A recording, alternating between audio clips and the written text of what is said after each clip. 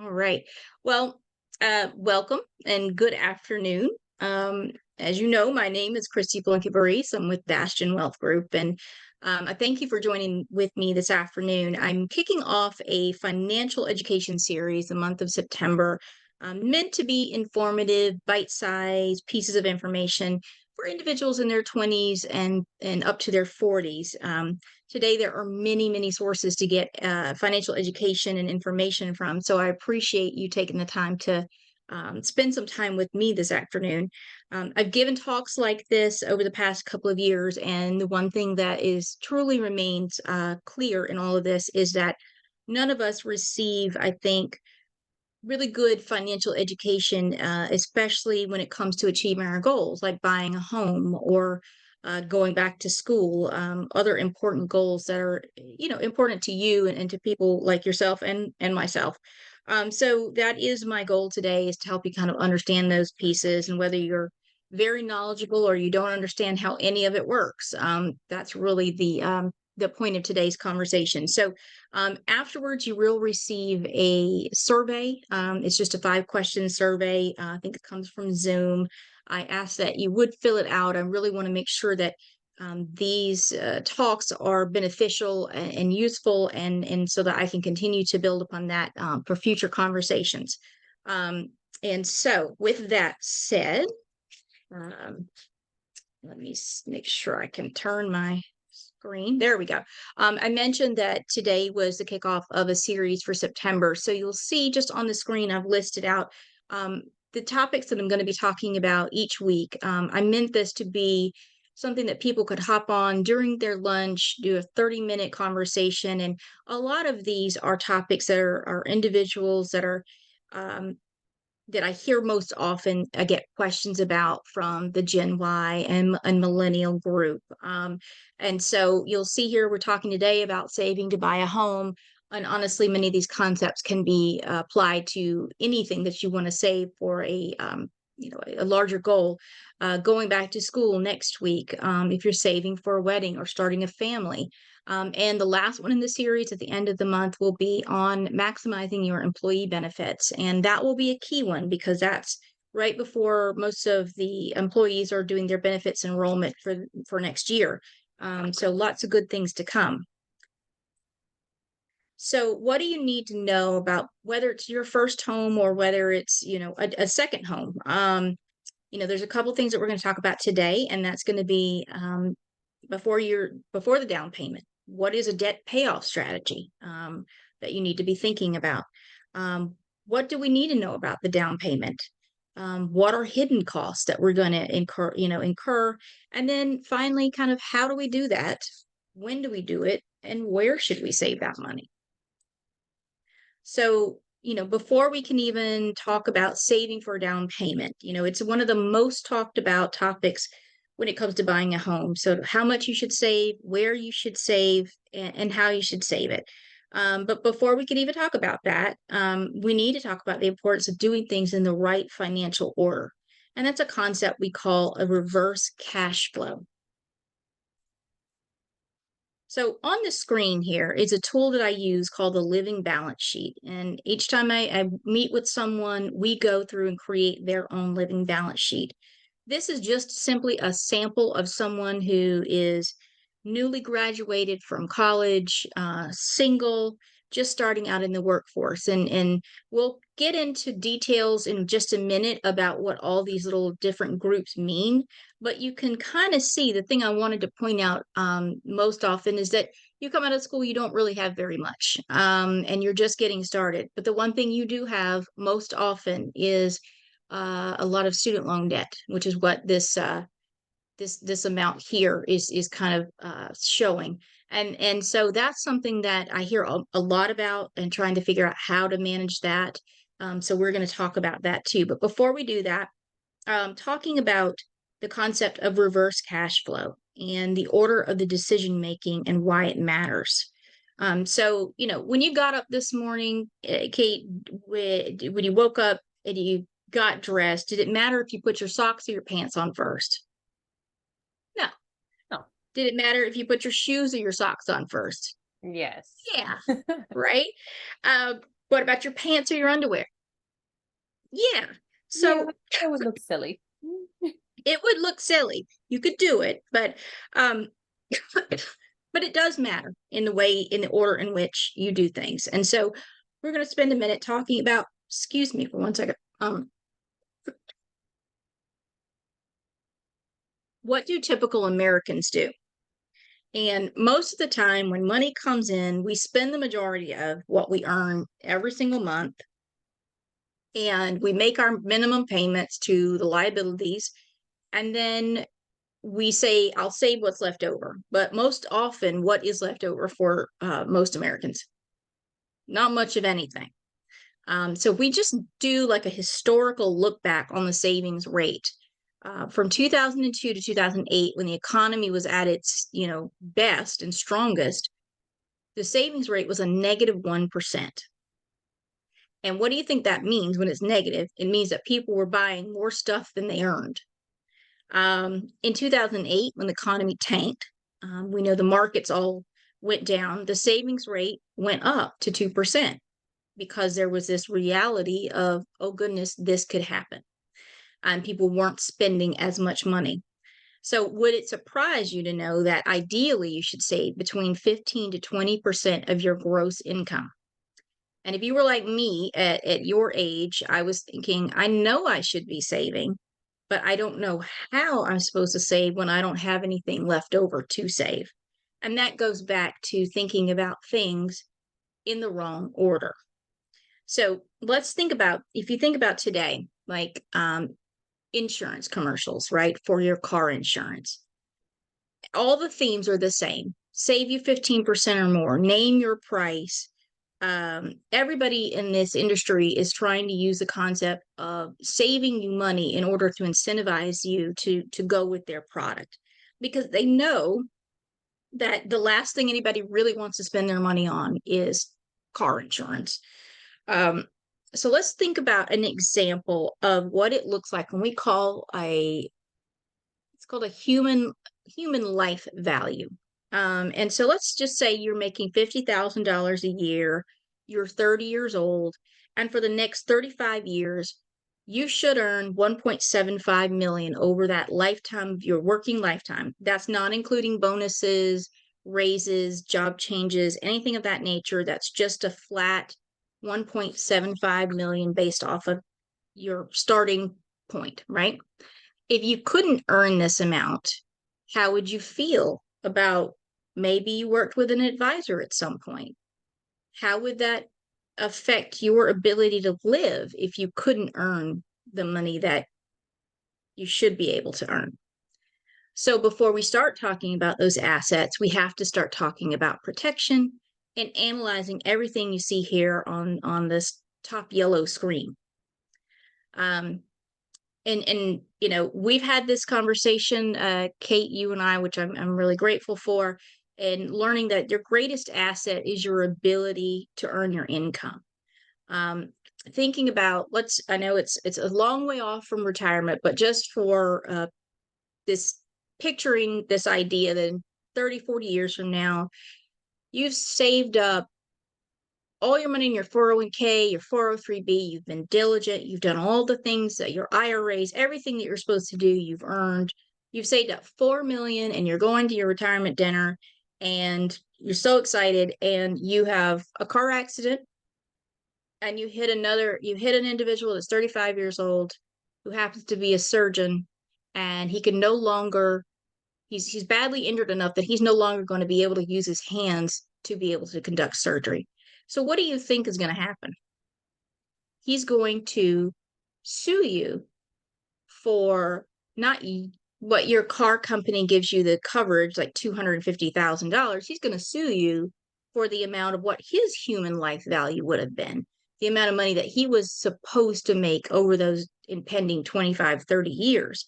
So all of a sudden, if you haven't protected appropriately for things like that to happen, then all that money that you've saved up for retirement is now gone. So that's why protecting first, paying yourself, and then paying everybody else is the way why order matters in this particular case. So let's also think about retirement in the future. If you are um, getting close to retirement, you have been really good about paying all of your bills on time. You have maybe even paid extra to get things paid off earlier, and you get into retirement and you're like, I need a little bit more. Do you think you'd be able to go back to Visa or GM or anybody else that you've been paying, Best Buy, diligently for all these years, and say, look, I was really good, I paid all my bills, my obligations. I need a little bit more. Can I have some of it back? They would hang up on you very quickly, right? That's not going to happen. So again, protecting yourself first, paying yourself, and then that gives you the permission to spend what's left over. So think about, do you ever feel guilty when you overspend or you spend money you don't think you should? And the reason we do that is because we do things in the opposite order. Many of us are guilty, myself included, of receiving a raise or a bonus or a promotion through work. And the first thing I do is increase my lifestyle. I buy a new car, a bigger home, or eat out more often, or travel more, whatever that is for you. We all do it or have done it. And so when I say to people, you should max out your protection and save up to 20% of your income, what do you think most people say? They say no, right? And so we think that this is the right way to go, is protecting ourselves first and paying ourselves first. And when you do that, and that becomes part of your regular, the way you operate with your finances, when you get that raise, when you get that bonus, you have the permission to spend it in the way that you want to do it because you've already done things in the proper order. So if we think about, and I'm going to ask you to engage with me for a second on this one, Kate. So, when was the last time maybe you bought a car? Recently, right? Yeah, a couple of years ago, A about couple two years years ago, now. right? hmm And so, like, you like your car? hmm You like driving it? How Yes. much? Just give me a ballpark about how much you spent for it. Well, I financed it. It's about 450 a month. Okay, so what did it cost when you bought it? 20,000, Mm, something like that. We'll give it yeah, a maybe even we'll more, give it but a yeah. number. hmm That's fine. Yeah, it probably was a lot more. But we'll just give that as our number. So like we buy a car for 20,000, and when you drove it off the lot, was it worth more or less? Probably less immediately. Mm-hmm. How about today? Is it worth more or less than when you bought it a few years ago? Probably less. Mm-hmm. Even though And how I about if I take ask, great care of it. no doubt, absolutely. And it doesn't even matter what type of car it is, right? Right. It doesn't matter if it's an Aston Martin or if it's a Yugo. I don't even know if you No, know it's what a just Yugo it's is. not new anymore. So Right, exactly. And so if I even asked you this question in 2 years from now, it's going to be the same thing, that it is right. still losing money. Yet we have car insurance, and we have to, right? I mean, it's required. We can't not have car insurance. But each month we are paying for that $20,000 asset. Let's assume your car, for sake of argument, your car insurance per month is $100 a month, right? So we're paying $100 a month for a $20,000 asset that's losing money. But we just said a minute ago that in our sort of fictitious individual that is likely to generate 1.75 million in income over the next 35 years, what is the average person paying to insure that 1.75 million asset? Most often people don't pay for a separate personal disability insurance policy. They usually have something that they get through their employer, which is a good place to start, but that's not always going to be everything we need. So if you got into that accident today, is it easier to replace that $20,000 car or that $1.75 million income? And I would bet it would be the $20,000 car. Yet the car is insured and your income is not. So this is why we say it's critical to protect in the right order.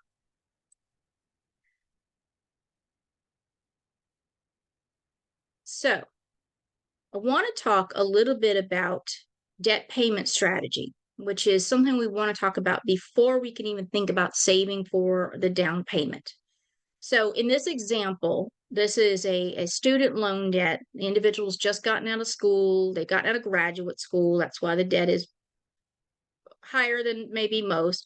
They completed dental school, perhaps. So like they got out of school and they don't have anything except that debt. So if we look at how a balance sheet is, just for sake of argument, what a balance sheet is, on the left hand side here is the cash, which is that's our asset. Those are things we own. In this particular case, they don't own much, right? On the right hand side, we have our liabilities or our debt, and that's $170,000 that they're in debt right now. And so our net worth then is taking the assets minusing the liabilities, and that's what we end up with, which is a negative net worth.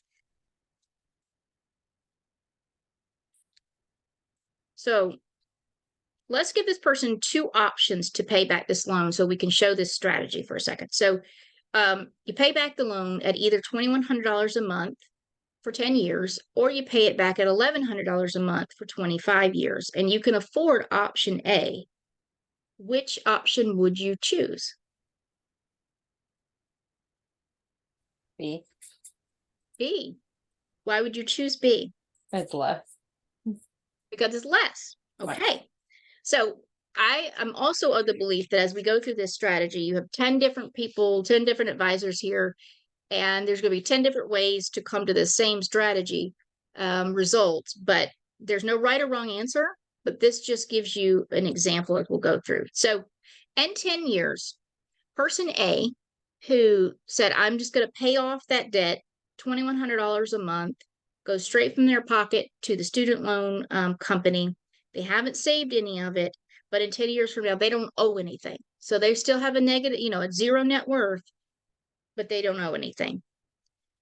In the opposite column, in column B, that $2,100 is still going out. $1,100 is going to the student loan company.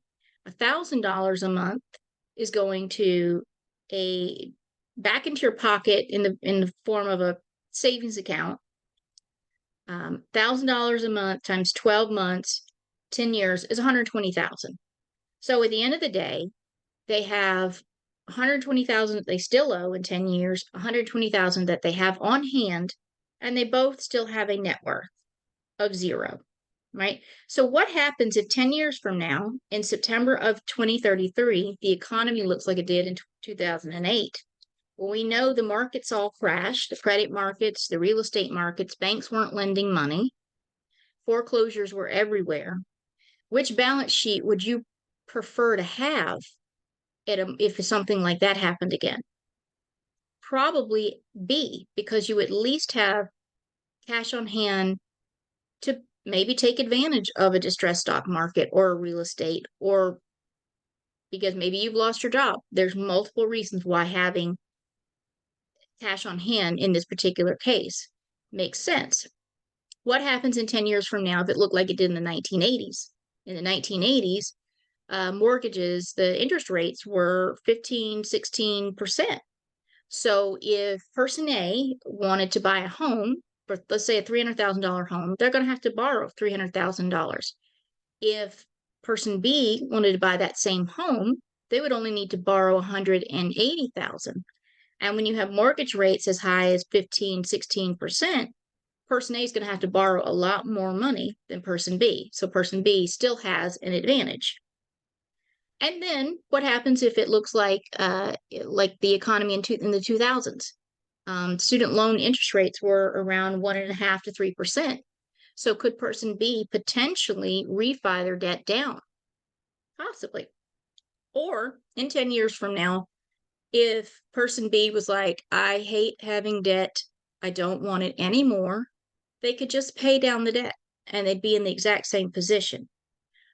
All of this is a way to say strategically, person A versus person B has options and choice about how they strategically utilize their money versus person A. Person B essentially paid themselves first and then paid everyone else. Person A did what most of us do and pay everyone else before we pay ourselves. So that's is one of the ways that we look at how we can be strategic about debt before we start talking about the down payment. When it comes to the down payment, the rule of thumb for years has been 20% down. Banks are now allowing more opportunities. You can use private mortgage insurance if you don't have the 20% down. One more rule of thumb is to buy a home, or the price of the home really shouldn't be more than 3 times your salary. This is DC area, and I know that isn't always something that can happen, but these are just rules of thumb. So if I use the example that I have on the screen here, where the individual makes $75,000 a year, the purchase price should be no more than $225,000. And you'll see that there's a breakdown. If they wanted to save just the down payment, nothing else, for 20%, they'd have to have $45,000, 10%, $22,500, or the average, which is 6%, and that's $13,500. But we know that the down payment isn't the only thing that's going to be an issue. The down payment is also going to have, or the buying that home is also going to come with closing costs and fees.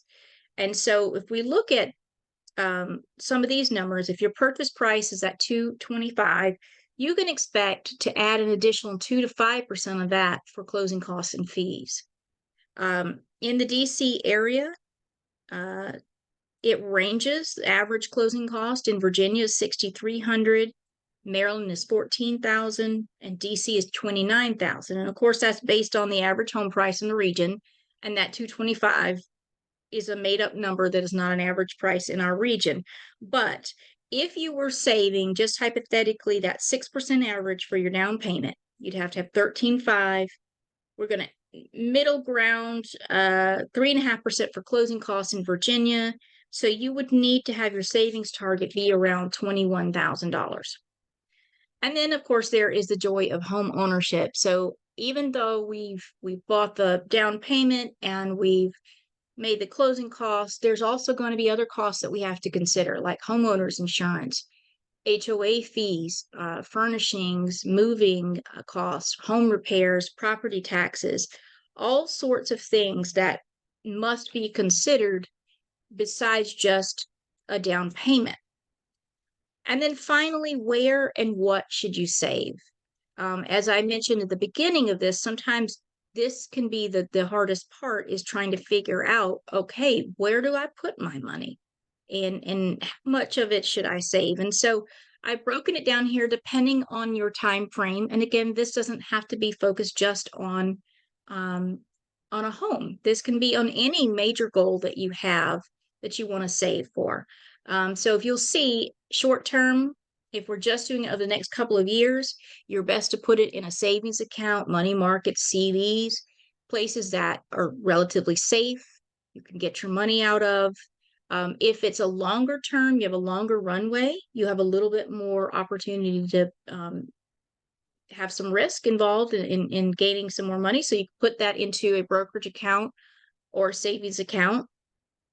And the way that we do this, the quickest way is to cut back on what we call our discretionary expenses, or things that we have the choice about. Figuring out what your fixed expenses are, and then your discretionary expenses and where you can cut those. Saving any tax returns, bonuses, and perhaps even starting a side hustle. And that side hustle money goes directly into that account that you're saving for your particular goal for.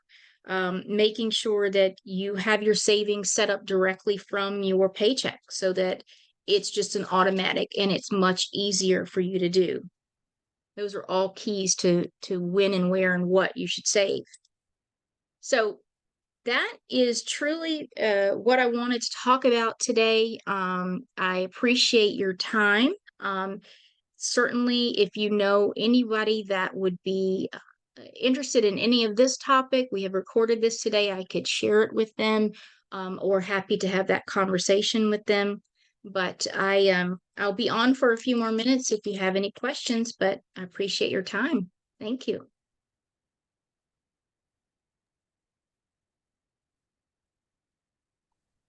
Thank you, Christy. You are most welcome. I will talk to you again really soon. Thank you for Yes, hopping on. of course. Have a good rest of your day. Thanks You again. too. Bye.